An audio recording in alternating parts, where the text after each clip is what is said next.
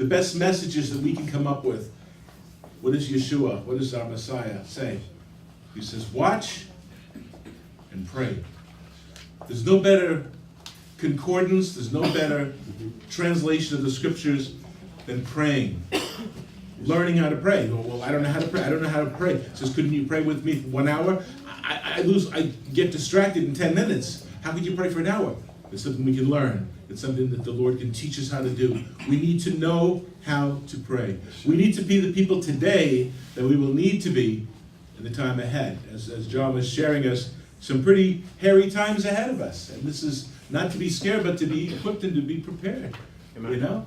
It's just plain and simple. And Yes, sir. again, I encourage you. And in fact, the last time I spoke here, I think it was the message about King David when he was depressed and he was sorrowful. And it's one of the messages on there. You're having a bad day or a bad day today or whatever. And he found his strength in the eternal. He found his strength in him. It wasn't something that he just manufactured, but his strength was based on his relationship with the eternal. And you mentioned Ezekiel several times, and the name Ezekiel in the Hebrew is Chazakiel, which means the Lord's strength.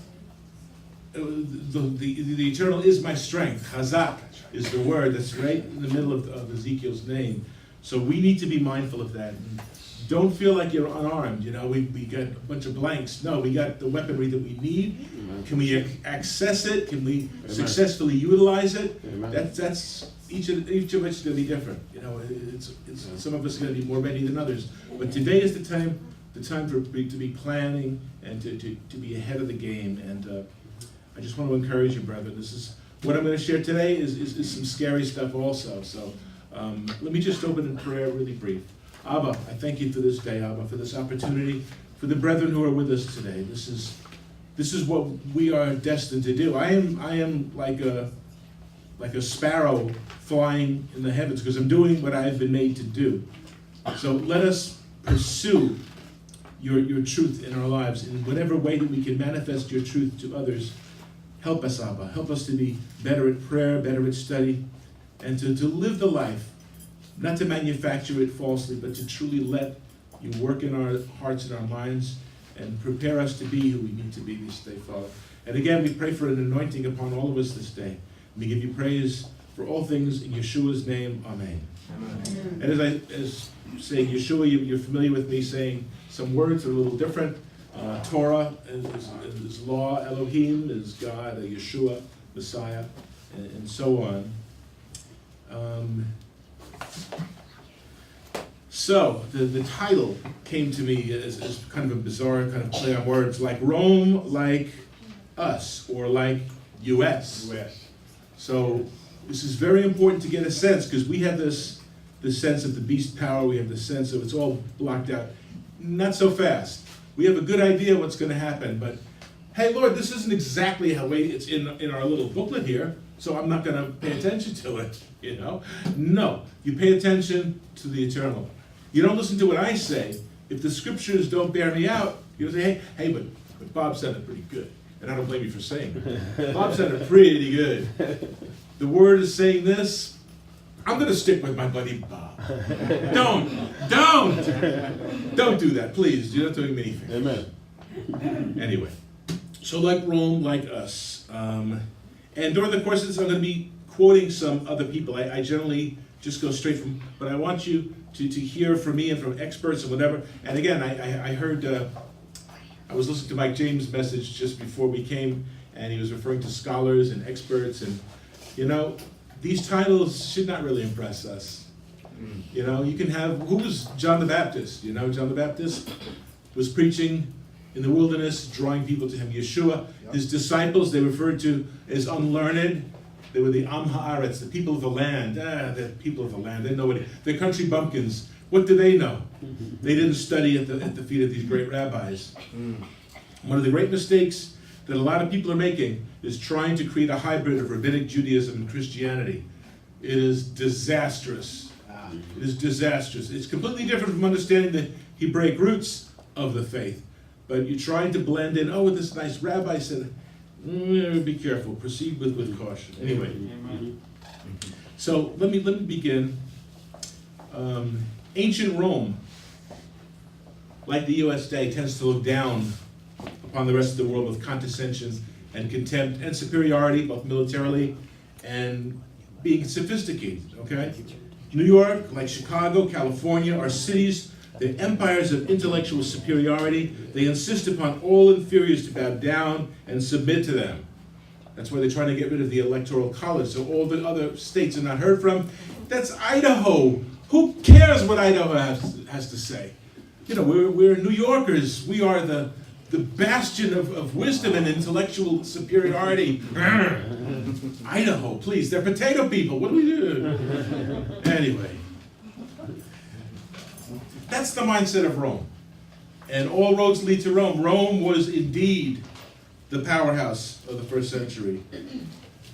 But Paul's letter to the Romans was something that I always kind of struggle with, because Paul hits a very specific tone in the book of Romans that he doesn't strike with any of the other epistles. Corinthians was another whole issue, because they were a bunch of, they were kind of nuts. You know, there's all kinds of stuff going on there, and they were constantly questioning his authority. He was constantly battling with certain super apostles that were in the midst. But Rome, the book of Romans, is quite a deal. I read a book by Dan Gruber that talked about that Romans, the subtitle should have been "Against Arrogance and the Ignorance that it Breeds." Because again, we're Roman citizens. Mm-hmm. You know, we're Roman citizens, so you know, you're from, where are you from again? You're from Tarsus?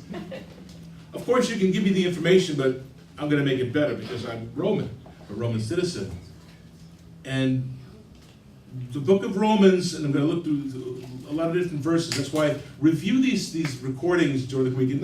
I'm not saying, hey, check out my videos, but what I say, and the two other things that I have on that website are chock full of things that it's not because I'm so bright or so, but I'm specifically giving you stuff that you can find out on your own and build upon that so that we can benefit each other.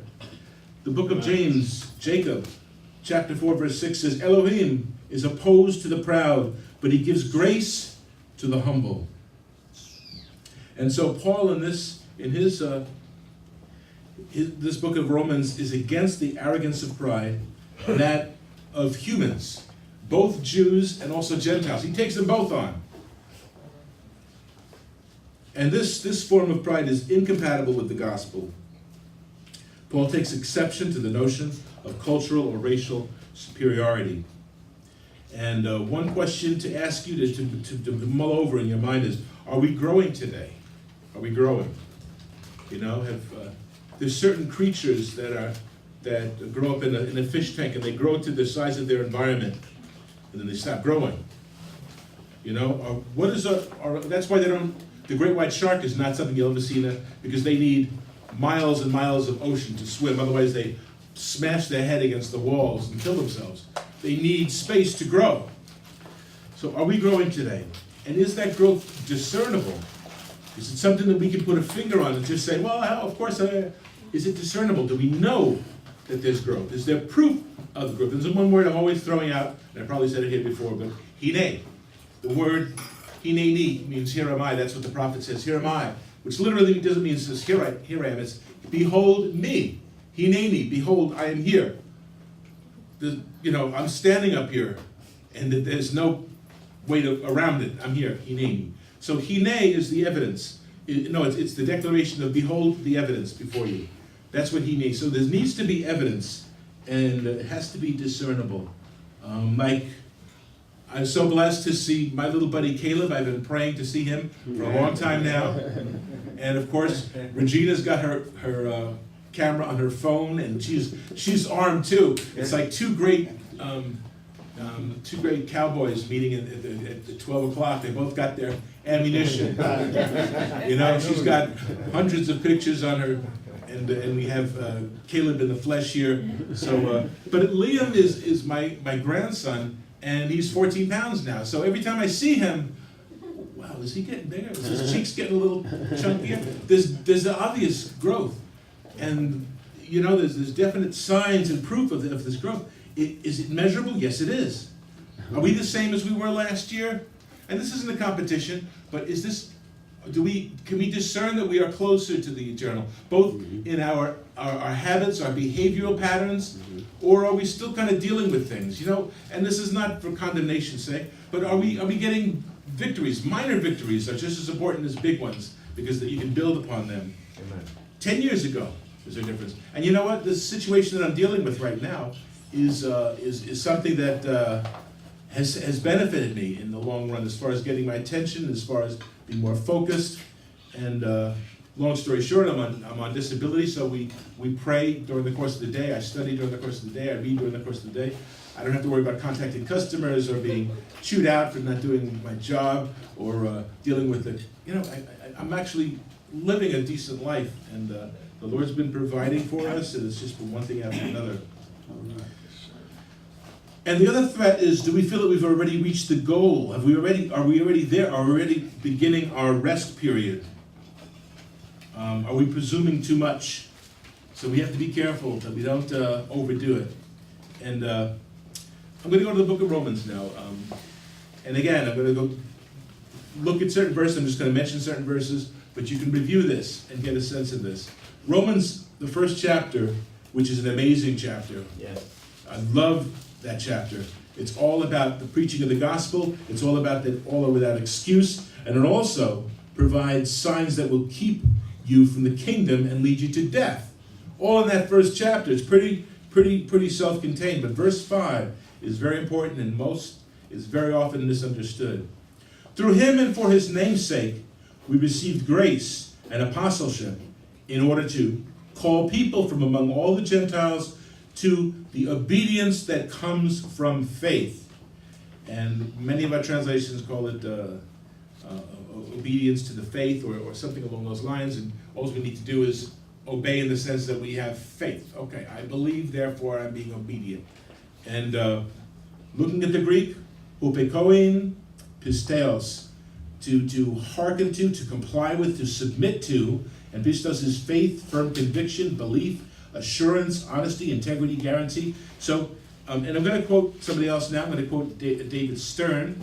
He says, he doesn't mean, Paul, referring to Paul, the obedience which is faith, which is how many people translate this, which is poorly, bad.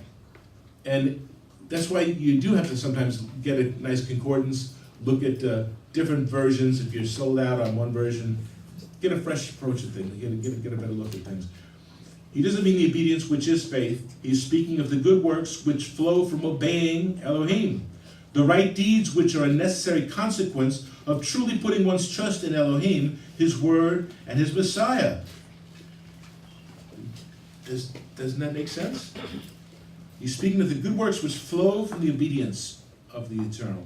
That's where the obedience comes in. Obedience that comes from faith. We have faith, and we live in obedience as a result of that faith, not the consequence of it. Which are necessary consequences of truly putting one's trust. So, if we truly put our trust in the eternal, we have the necessary consequence of obeying the eternal. So that's his word and his Messiah. And the other question is, have we received grace and authority to do the work? A lot of us want to put our foot out and get ready to do it. But as Paul's saying here, we received grace and apostleship to call people. We want to get tracked sometimes. We want to go out there and do it. Are we called to do it?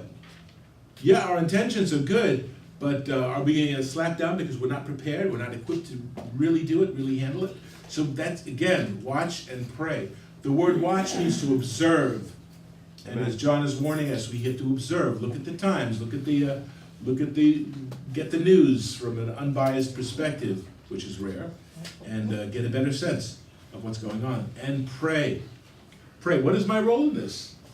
A lot of people say, well, the Lord's calling me to go to Russia, so learn Russian, and to go to Russia, blah, blah, blah, blah. Or learn to Mandarin China, to go to China.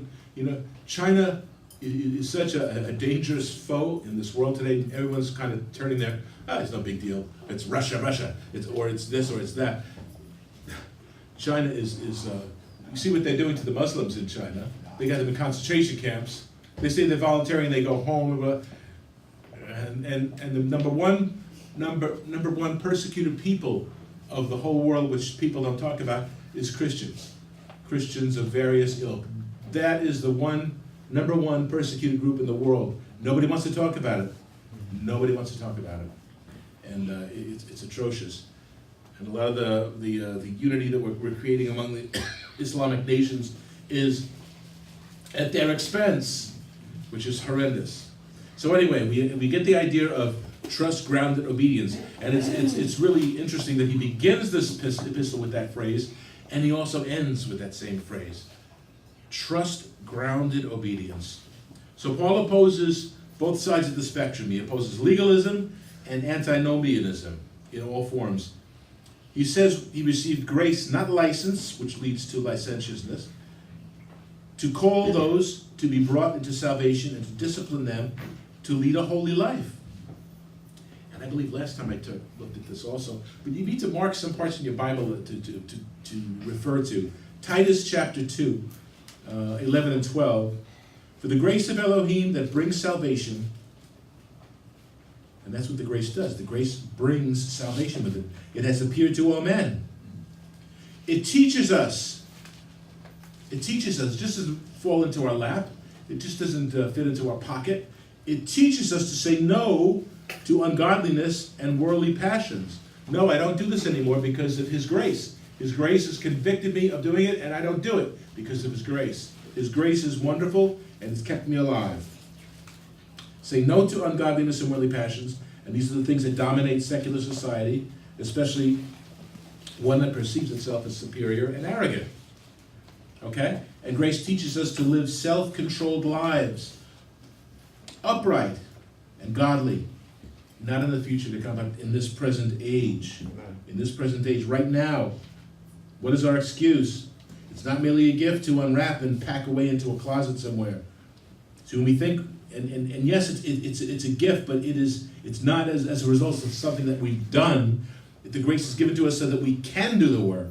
So we need to surrender to the eternal and receive His grace by totally giving Him our lives. Yes.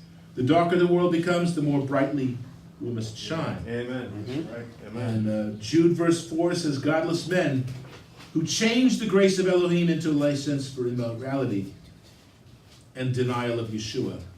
Dangerous. Dangerous. Jude is warning. In fact, he uses a Greek play on words. He says, there is creeps who have crept in. It's basically saying, and although they pretend to be something, they're not. They're the antithesis. They are changing the grace into a license, and they deny Yeshua in the process. Another call out is a man named Jerry Bridges, who wrote a book called Disciplined by Grace. Interesting, right? It sounds like an oxymoron almost if we grew up in a regular traditional church setting. Disciplined by grace. And one of the little paragraph that really says it all says, all of Elohim's disciplinary processes are grounded in His grace. We tend to equate discipline with rules and performance standards. He equates it with firm but loving care for our souls. You know, let the bird fly, let the fish swim. What we were made to do, He gives us the grace to do it, to obey His word, to live faithfully, to live uncomplicatedly, to be good. So it's not a case of keeping score, but walking as Yeshua walked. Right? Paul addresses the Roman believers, many who still rely on their select position as Roman citizens in the world, more than the standard set by Elohim. So again, does that sound familiar? We're basing our relationship with Elohim based upon our standard in the world. Foolish. And I'm going to show you a lot of verses that confirm this. And this is from chapter 2, verses 1 and verse 5. It says, therefore, you are without excuse, every man of you who passes judgment, for in that you judge another. You condemn yourselves, for you who judge practice the same things. And then, verse 5, because of your stubbornness and unrepentant heart, you are storing up wrath for yourself in the day of wrath and revelation of the righteous judgment of Elohim. Because of your stubbornness and unrepentant heart. So again, who is the true believer? And when you were saying that earlier, it says, can you be a Christian yet not be converted? That makes me grimace. So again, are we citizens of Rome or the US or anywhere else on this planet? Or are we citizens of the soon coming kingdom of Elohim? And this process begins with our lives now, not in the future. Are we part of the commonwealth of the Israel of Elohim? That is our goal. And I'm just going to rattle off some verses here. Verses 2, verse 8 says, "But to those who are selfishly ambitious and do not obey the truth, but obey unrighteousness, wrath, and indignation," he goes on to say. So he's addressing community of Rome. "If you bear the name Jew and rely upon the law and boast in Elohim, you boast in the law through your breaking the law. Do you dishonor Elohim?" And that's from 2 verse 17 and verse 23. "You who say to me, then, why does he still find fault? For who resists his will? On the contrary, who are you, O man, who answers back to Elohim? The thing molded will not say to the molder, why did you make me like this, did it?" That's from chapter 9, 19 and 20. When we continue to dictate the terms of the new covenant with the one whose blood initiated, ratified, and set its absolute high standard, who do we think we are? Chapter 11, verse 18, 20. "Do not be arrogant toward the branches," which would the Gentiles. "Do not be conceited but fierce." The Gentiles cannot say, well, the Lord cut off those branches that I can be grafted in. Don't fear, because if he didn't spare the natural branches, he's not going to spare you either. So we can't get high and mighty and arrogant in our attitudes. "For through the grace given to me, I say to every man among you, not to think more highly of himself than he ought to think, but to think so as to have sound judgment, as Elohim has allotted to each a measure of faith." That's 12 verse 3. "Be devoted to each other in brotherly love. Give preference to one another in honor. Be of the same mind toward one another. Do not be haughty in mind, but associate with the lowly. Do not be wise in your own estimation." That's 12, 10, and 16. But associate with the lowly? He's implying those who you think that you're better than. Those that you think you're better than, again, is there evidence of you having a haughty attitude towards your brother and your sister? And this brings me to another subject where I found over the years that there are many times where we have a disagreement about something and we wind up talking past each other, not to each other. We talk at each other and not to each other, to really share each other's heart with each other. Very often we miss it. We have, and I was talking about that earlier, about a disagreement, and I'm hearing both sides, and this is not what is. I don't understand. We're missing the communication. Something's not happening. Whether we already have our mind set on what it is, or we just assume such and such.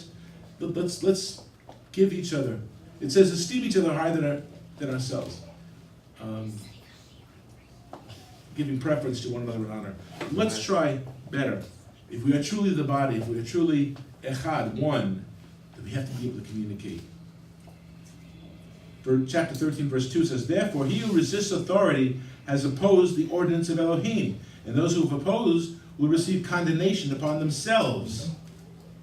So, see, Paul confronts false assumptions and challenges these throughout this letter. Throughout. And again, do we yield to segregating church doctrine or to Elohim? Which do we yield to? Do I have a little booklet that I've had for 50 years? We need to grow. We need to look to the Word. The Word is king. The Word is supreme. And we need to acknowledge that. Amen. And I'm just going to go through several verses. Chapter 2, verse 21 says, "You therefore who teach another, do you not teach yourself?" 3 and 4 says, "What then? May it never be." Chapter 3, verse 6, "May it never be." Chapter 3, verse 31, "May it never be. On the contrary," states the position. Chapter 6, verses 1 and 2, "What shall we say then? May it never be." So he's hearing stuff that's just getting him nuts. Chapter 6, verse 3 says, "Or do you not know?" Chapter 6, verse 15, "What then? May it never be." Chapter 6, verse 16, "Do you not know?" Chapter 7, verse 2, "Or do you not know?" Chapter 7, verse 7, "What shall we say then? May it never be. On the contrary." What shall we say then? May it never be, chapter 9, verse 14. What shall we say then? Chapter 9, verse 30. Chapter 11, verses 1 and 2. May it never be, or do you not know? Chapter 11, verses 7 and 11. What then? May it never be. Chapter 11, verse 25. For I do not want you to be ignorant. Now that's something that we don't want to hear, where we prize our knowledge. To be called ignorant? Not cool, right? And throughout Romans, there's a contrast between you will say then and I say then. So there's a constant correction going on in Romans. And that Roman mentality has got to die to self. After all, this is pagan Rome going on now. And pagan Rome is to become the beast power. It's to get even worse once a segment grasps on to a perverted version of the gospel and becomes a monster. So the days ahead of Rome, that's why Paul writing this letter to the Romans is to get their act in gear now. Yeah. Get it together now. That's right. Get it together now. So again, as we're seeing Paul saying these things, do we know better than him? I think Paul knew what was going on there, and he was definitely had the credentials of a true apostle. Yes, sir.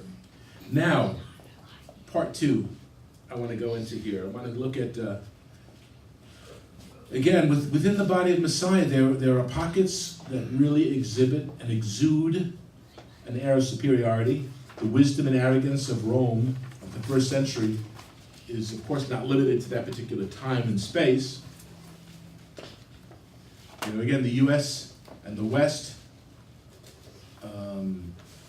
are constantly with the European mindset, and all different groups just think they're the greatest. I mean, again, China thinks they're the greatest. They will take over, and everyone kind of thinks that they are unique among them. And I kind of tackled that about a year and a half ago when I did a study about the one blood. But even within the many branches of the Church of God, since the big split, we are all Philadelphian. They're Laodicean. We got the Philadelphia group here, whether it's in our title or not. Everyone else is Laodicean, and that's not right. But we've seen signs of some great horror on the horizon, and some of the is seen in the examples of science. This is going to get into some interesting details here. We've genetically modified food. If you've seen, we got some watermelon the other day. Watermelon looks like a basketball now. It used to be this big monster fruit. Used to spit out the pits. Now there's no pits, but they're nice. It still tastes good, but it's genetically modified. Even though I am Korn is one of the great culprits in the world right now. All this false corn products, the high fructose corn syrup that's made, it's deadly. Monsanto, one of the great evil organizations in this world. Very, very, Yes. very. Horrible people. Yes. I don't mind saying that, but they seek to destroy essentially. And anyway, I don't want to go too far off course here, but there's a lot with the genetic. And genetically modified food leads to what? Genetically modified people. You are what you eat. Yes. We look at nature, we see the pink flamingos. They're pink because they eat krill. That's why they're pink, otherwise they would be white. We see the salmon that's spawned upstream. They're nice pinky salmon color. Again, it's based on their diet. So what do you think happens to us when we're eating all this stuff? It doesn't all go out of the body. What nutrients there are, however few there are, get absorbed as well as a lot of bad stuff. Yes. So we have to be careful. Why is there so much cancer and disease in this world? Why? People who come from strong backgrounds from ethnic groups, whether they're from India or from Jamaica or from, they can check their ancestry back, and they haven't been eating this kind of stuff for a long time. They're living till their 90s, and now we're struggling to get through our 60s again. So anyway, I found this very interesting. It says, because of prenatal screening, Iceland has all but eradicated the Down syndrome in children. Wow. That's pretty good, right? Yes. Pretty good. But this isn't the result of some innovative or experimental treatment. It's due to massive levels of abortion. to just killing the babies. And they're parading saying that we've championed, we've won a victory over the Down syndrome situation. So with this increased wisdom and sophistication and superiority, it's firing on all cylinders. There's a quote I want to make here. It says, from early, about 100 years ago, it says, "The most merciful thing that a large family does to one of its infant members is to kill it." That's Margaret Sanger, and I'll be talking about her a little bit more in a bit. Prenatal genetic screening will now eliminate defective children. And the word defective is the key word there, because eugenics is intended to breed in the desirable and breed out the undesirable. And for this information I got from this woman named Georgia Purdom. Georgia, like the Georgia, and Purdom, P-U-R-D-O-M. If you can look her up on the internet, on YouTube, she's amazing, absolutely amazing. I learned a lot, what little I know about the DNA and about a lot of stuff. She's just brilliant. And going back on course here, it says evolutionary biology and Darwinian strategy feeds this philosophy that seeks to remove the other. And as I did the thing about the one blood, about this one race, we looked at Darwinian evolutionary writings, which talked about eliminating ultimately those who were less desirable. They weren't of that healthy European stock. Let nature take its course, get rid of the other. And this will provide an encouraging step toward a new super race. Early in the 1900s, health officials praised the court rulings in upholding sterilization laws. Hey, that's a good thing. We don't want them breeding. They got 2 kids already. We are currently creating designer children. An improved race of Americans is on the way, where millions of undesirables are murdered. And we've, in the past 6 months, not even a year, we've had this post-abortion abortion. Yes, sir. It's no longer your body, man. You can't use that argument, say, well, this is my body, I can do it. Child is over here. It's gasping for breath. And it's up to you to thumbs up like old Roman, again, go back to Rome, right? Pagan Rome, thumbs up or thumbs down. I don't want this kid looking after me 20 years, you know? Put it up for adoption. I don't want that child looking for me in 20 years. There's also sex selection abortions, you know? If you're having a girl, no. My lovely wife Regina is very fortunate. She had 6 sisters, and then she had her brother, and then I guess they figured, hey, we got lucky, let's try again, and we have Regina. So if Joseph would have been Josephine, probably would have said, you know what, we're not even going to try again.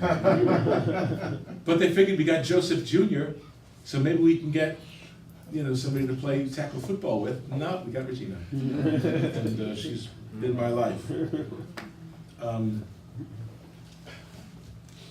And the whole idea is let the weak yield to the strong. Let the government or the governing body make the decisions for you. Now that happens in politics. It can also happen here. It can happen in the congregation. It can happen in your prayer group. Let them make the decision for you. No. We'll figure it out for you. And that's kind of sounds nice. Well, you mean I could just take a nap and you'll take care of it? Okay. I like a nap. You mean I don't have to look, I don't have to study, I don't have to do any of this stuff? Oh, it's so hard.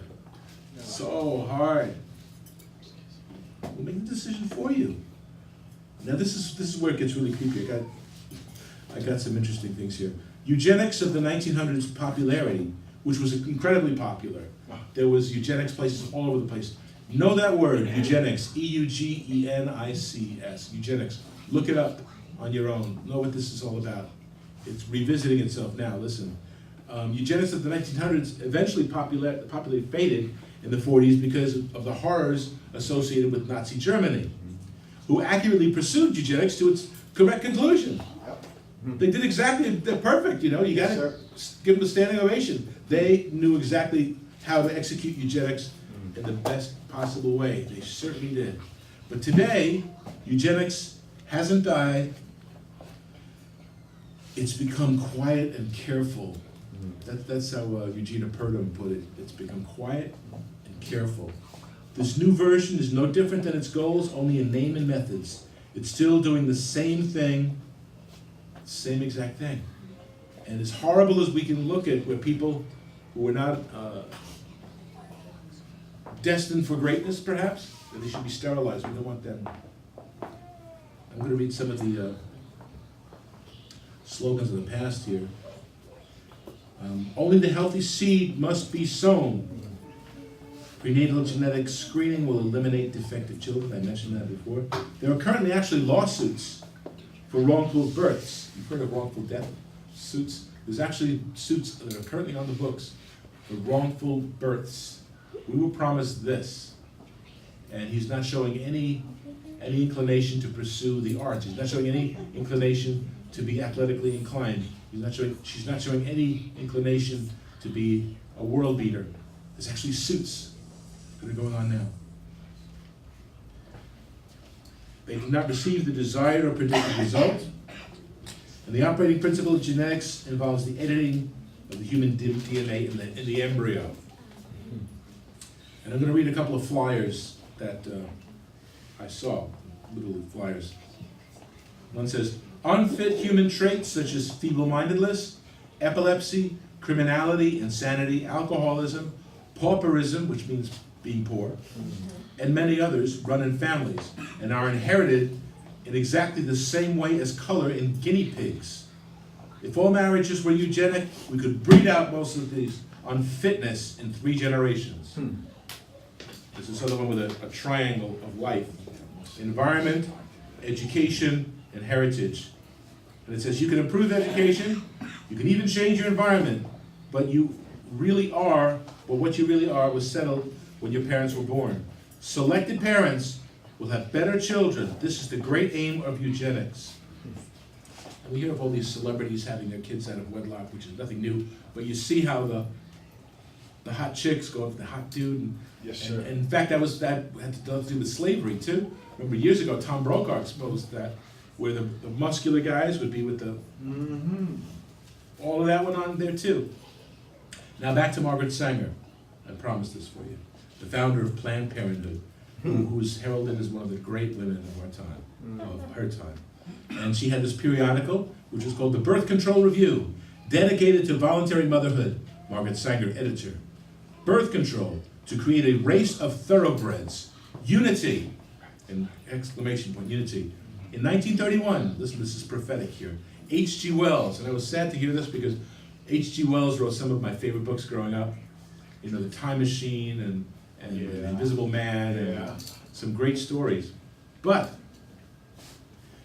he said, Margaret Sanger is the greatest woman in the world. The movement she started will grow to be 100 years from now, which is roughly now, the most influential of all time in controlling man's destiny on the earth. It's gained momentum. Another quote here says, hereditary is a big problem. Home for the feeble-minded is filled with those whose parents were not carefully selected as dairymen breed cattle. So in other words, dairymen are better at breeding cattle than we are at producing adequate seed that should be allowed to reproduce. They are a drain on our society. I saw this thing on the news the other day. There was this woman, and I don't like to call people's attention to their ethnicity, but she was a Caucasian woman. She had her daughter and her friend, who happened to be a young lady of color, and they were praying by a Planned Parenthood. And this congressman was also Caucasian, with a microphone, tries to shame her. You're racist, you're racist. So we're in a day now where a Caucasian woman is racist because she's trying to prevent children of color from being aborted. And there's more Planned Parenthoods per capita in neighborhoods of color than there are anywhere else. Sure. And the abortion rates are 4 or 5 times the rates. And this is uncomfortable, and let it be uncomfortable, people, because this is horrible. Murder. It's murder, and it's exploitation, and it's racism. That's right. It's the worst form of racism. Let me not like the same team that you like. No, let me wipe out your family. Let me sterilize you. We have to be wise, people. And this is what we're living in now, and it's going to be more difficult. Today we're clamoring for government-controlled health care, which will decide who is fit or unfit, and who they like to maintain or not maintain. This is all true. We want the government do we really want this monolithic strength power to have rule and say over our lives? We think of the word, which we're warned, give us a king like all the other nations. Are we engaged in a spiritual form of eugenics today? Are we breeding out inquisitiveness? For some people in congregations, the worst thing is to have somebody with questions. Here's a track, read that. There's a phone number on it you can call. The Great Commission was go into the nations and make students with a teacher. People forget what a disciple is. Students with a teacher, all the nations. So yes, you not only but you take them under your wing and you feed them like a baby bird. You disciple them. That's uncomfortable. That's a burden, right? That's our commission. Amen. So the kings, the priests, the prophets, scribes, Pharisees, Sadducees of yesterday, all failed the people eventually. They got too big for their britches. They became bloated bureaucracies that resulted when they lost focus from Elohim to themselves. And the change and the shift begins with great subtlety, but when it's left unchecked, when we stop being servants and become kings in this world, we are doomed. We have become like Rome or worse. I need somebody to read 1 Corinthians 4, verses 6 to 14. Again, besides Romans, Paul had issues with Corinth because they were of the Greek mindset. Is there none wise among you? So he was constantly goading them also. But, 1 Corinthians 4, 6 to 14, please. And these things, brethren, I have in a figure transferred to myself to the Apollos for your sakes, that ye may learn in us not to think of men above that which is written, that no one of you be puffed up for one against another. For who maketh thee to differ from another? And what hast thou that thou didst not receive? Now if thou did receive it, why dost thou glory as if thou hast not received it? Now ye are full,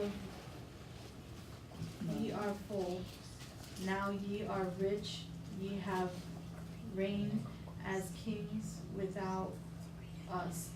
And I would to God, ye That's right. did reign, that would also might reign with you. For I think that God has set us the apostles last, as it were appointed to death. For we are made a spectacle unto the world, and to angels, and to men. We are fools for Christ's sake, but we are wise in Christ. We are weak, but we are strong. We are honorable, but we are despised. Even unto this present hour, we both hunger and thirst, and are naked, and are buffeted, and have not certain dwelling place. And labor, working with our own hands, being reviled, we bless, we persecuted, we suffer it. Being defamed, we entreat, we made as if filth of the world, and of the offscouring of all things unto this day. I write not these things to shame you, but as my beloved sons, I warn you. There you go. Okay, so the gist of that is Paul again, looking sarcastically, and saying, oh, you're kings and you're priests, wow. If only you could have, looked favorably upon us and we could have reigned with you, we could have done well with you. But look at, we're struggling, we're suffering, but you got all the answers. So again, there's that, and he says, I'm not saying this to humiliate you, but to warn you. We cannot be of that mindset. We are of one race, one blood, one body. We have been made in the image and likeness of the Most High. We are his image bearers to take care of the sick and the needy, according to Exodus 22, 21 to 22. But only he can make of us a new creation. So we can't get ahead of ourselves.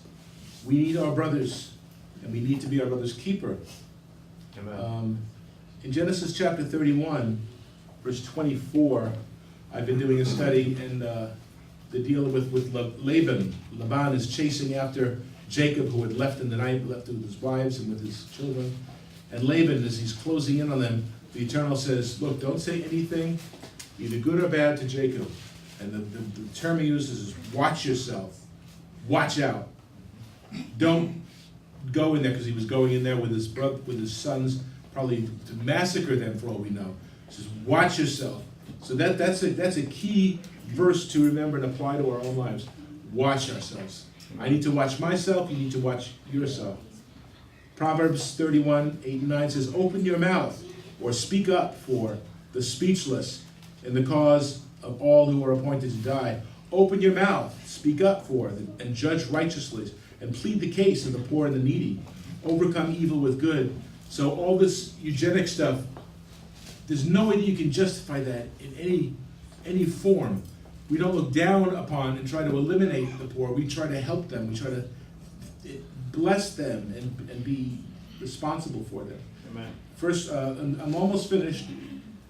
Chapter 16 of Romans. This is where I'm going to wind it down. Chapter 16, verse 25. Says, now to him who is able to establish you according to my gospel and the preaching of Yeshua the Messiah, according to the revelation of the mystery, kept secret since the world began, but now has been made manifest, and by the prophetic scriptures has been made known to all nations, according to the commandment of the everlasting Elohim, for faithful obedience to Elohim, alone wise, be glory through Yeshua the Messiah forever.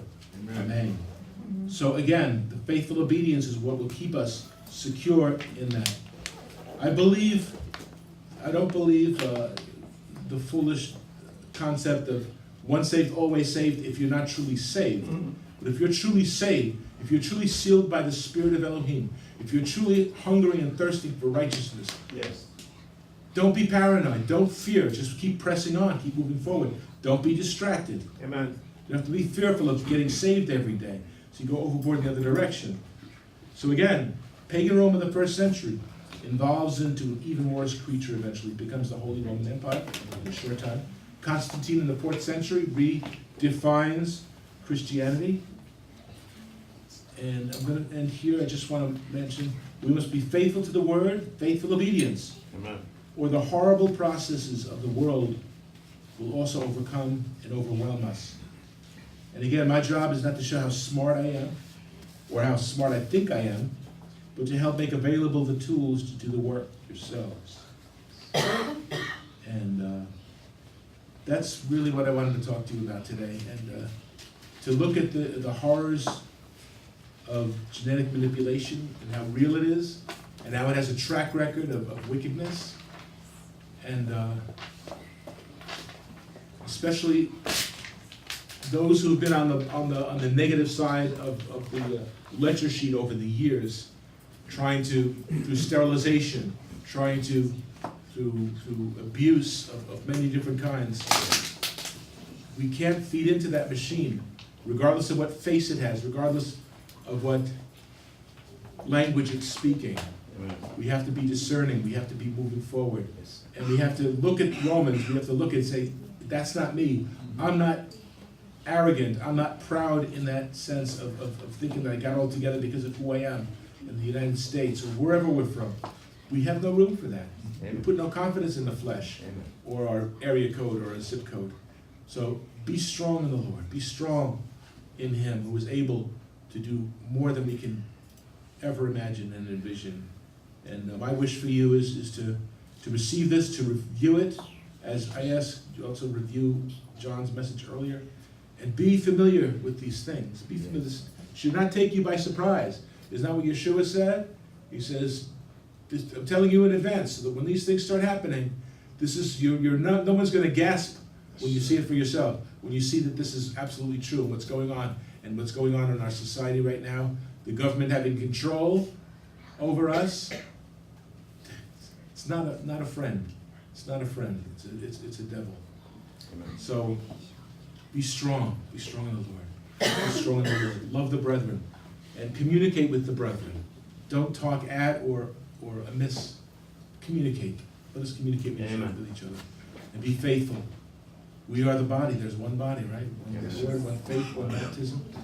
So I just want to thank you for allowing me once again to come up and speak. And please hold it dear, because this is what we need to be aware of. It's happening right under our noses. It's going by a different name, but it has the same result. Yes, sir.